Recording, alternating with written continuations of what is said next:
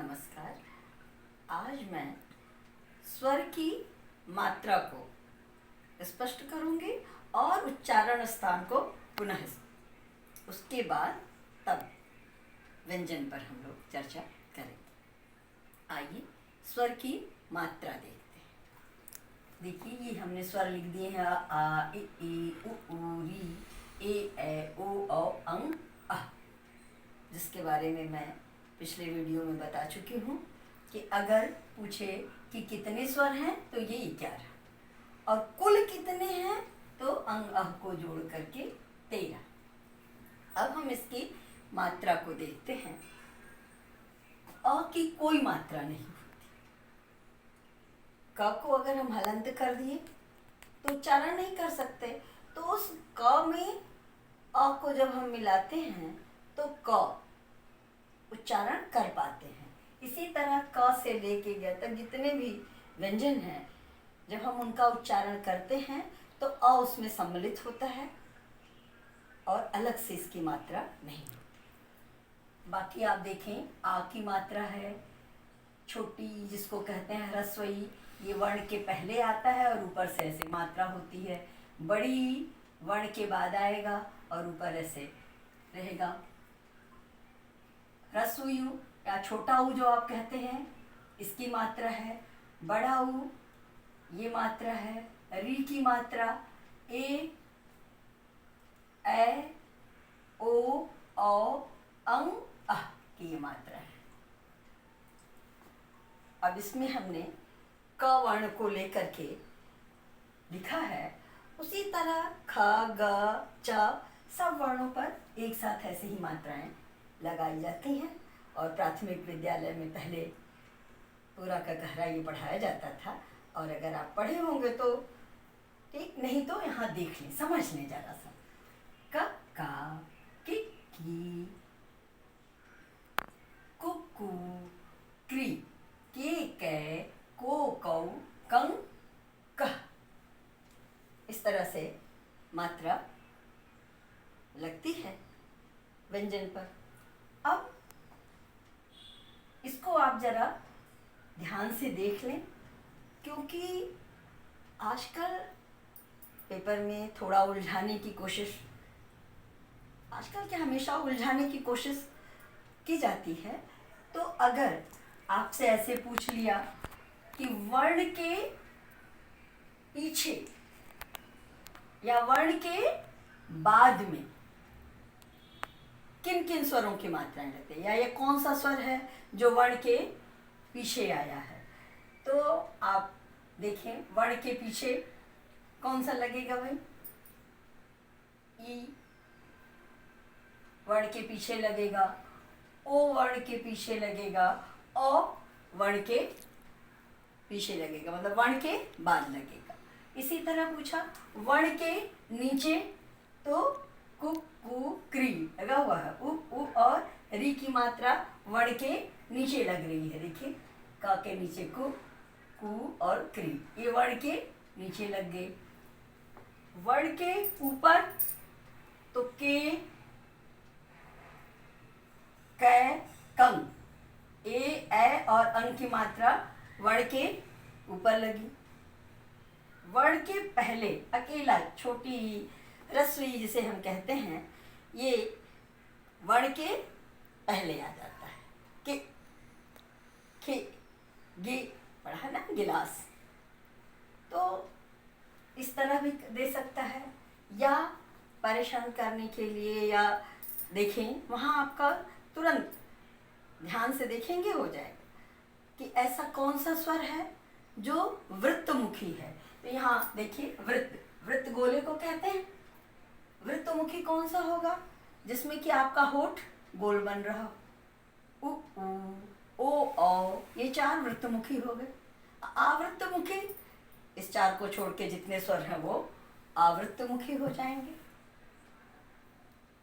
इसी तरह आता है कि ऐसा कौन सा है स्वर जो अग्र स्वर कहा जाएगा।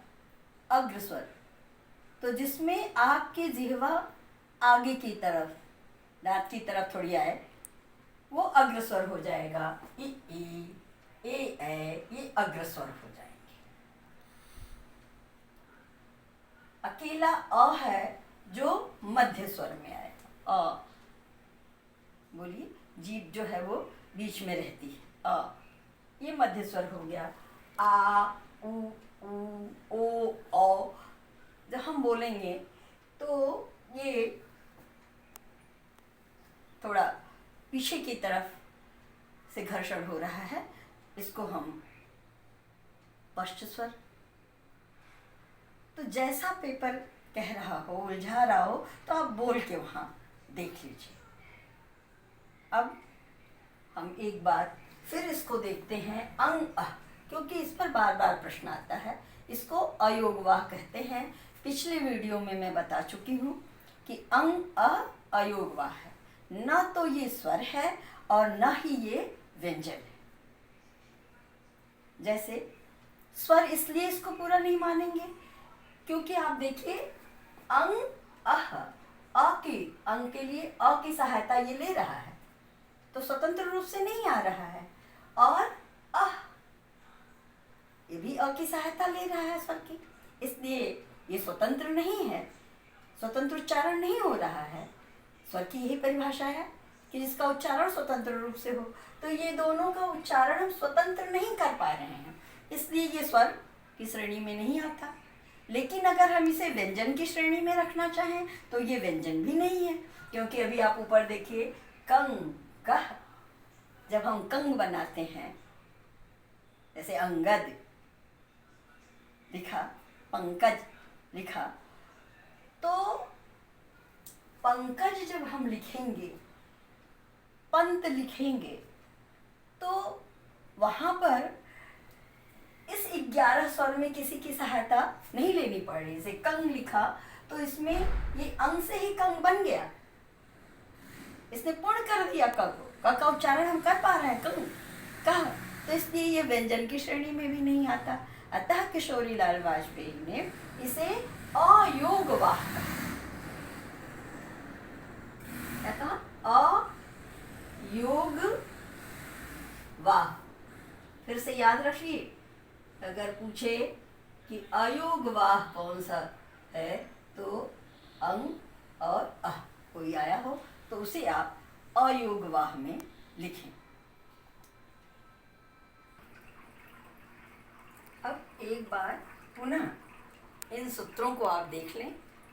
इन सूत्रों को समझने के बाद और बार बार पढ़ने से अगर याद आ जाए तो उच्चारण स्थान लगाने में कभी भी गलती नहीं होगी। इसलिए मैं इसकी पुनरावृत्ति फिर से कर रही हूँ। अकुह विसर्जनीयानाम कंठः। अ, कु से क वर्ग, ह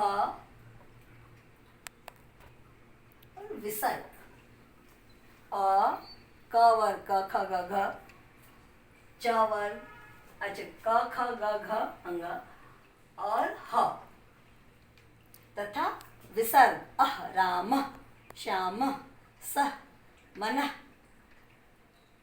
इनका उच्चारण स्थान कंठ होता है। अगर ये आए इनमें तो आप उच्चारण स्थान कंठ लगाएं। दूसरा सूत्र है इचु यशानाम तालु। तो ई का अर्थ ई, य, श, इनका उच्चारण स्थान तालु होता है। पढ़ा चुकी हूँ, फिर भी एक बार मैंने सूत्र दोहरा दिया। इचु यशानाम तालु। साथ में पिछले वीडियो में बताया भी है कि सूत्र नहीं याद है कोई बात नहीं, आप बोल के देख लीजिए। अ, आ, क, ख, ग, घ, अंग, ये बोलने से कंठ के पास घर्षण हो रहा है, तो इसका उच्चारण स्थान कंठ हो जाएगा। इचु यशानाम तालु, ई, य और श। इसको जब हम बोलते हैं ई, च वर्ग पूरा, च, छ, ज, झ, य, च, छ, ज, झ, य बोलिए, य, श, तो हमारी जीवा ऊपर, जिसको हम तालु कहते हैं, वहाँ स्पर्श कर रही है, तो इसका उच्चारण स्थान तालु हो जाएगा।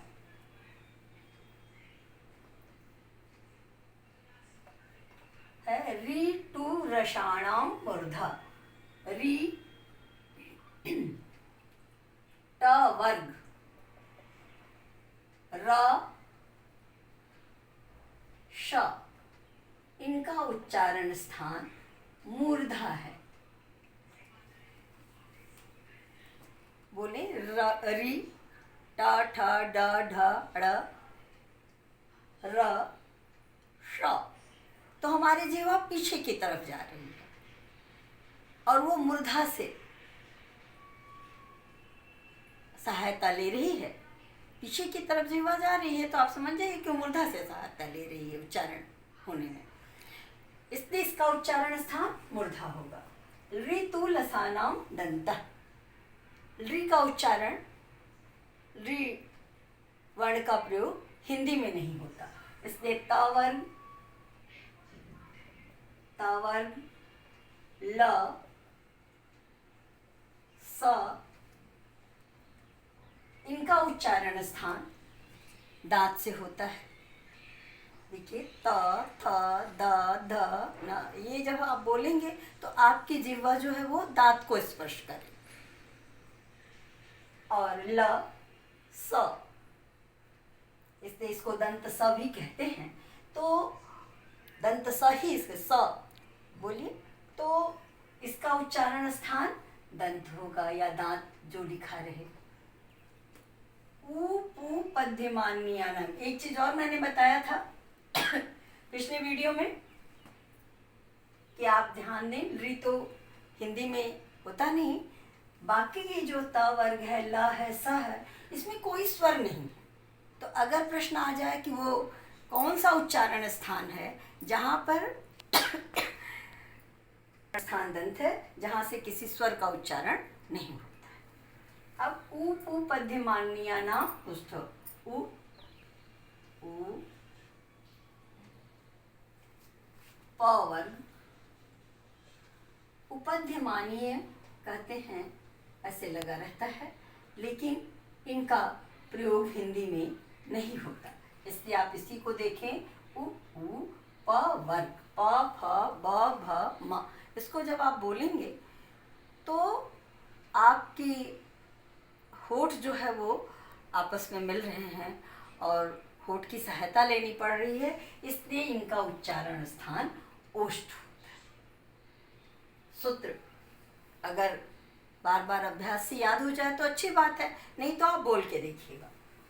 यम गणना नाम नासिका, देखिए माहेश्वर सूत्र जो है उसमें ये एक वो है सूत्र यम गणना नाम, जिसको कि आपको अभी जब मैं व्यंजन पढ़ाऊंगी तो बताऊंगी पंचमाक्षर। तो हर वर्ग का क ख ग घ अंग जो उसका अंतिम वर्ण होता है उसका उच्चारण स्थान नासिका माना जाता है।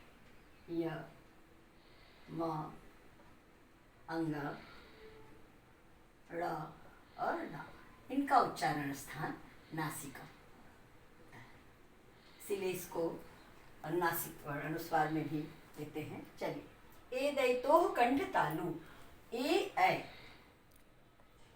ए, इनका उच्चारण स्थान कंठ तालु होता है, क्योंकि जब हम ए बोलते हैं तो जिह्वा तालु से भी स्पर्श कर रही है और कंठ से भी घर्षण हो रहा है, इसलिए इसका उच्चारण स्थान कंठ तालु।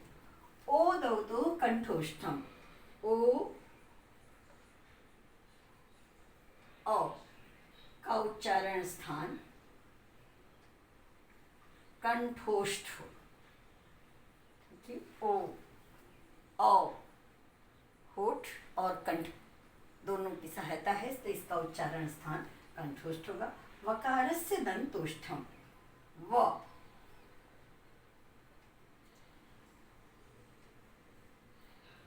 इसका उच्चारण स्थान दंत होगा। व पर अधिकतर प्रश्न आते हैं। व जिह्वा दांत से भी स्पर्श कर रही है और ओठ की भी सहायता ले रही है। इस तरह से आप स्वर की मात्रा समझे और एक बार पुनरावृत्ति से मैंने उच्चारण स्थानों की कर दी, तो आप बिल्कुल तटस्थ होकर के अगर पेपर में उच्चारण स्थान आता है तो उसे ध्यान से देखें और विश्वास करती हूँ कि शायद आपके प्रश्न का उत्तर सही होगा। इसी आशा के साथ धन्यवाद।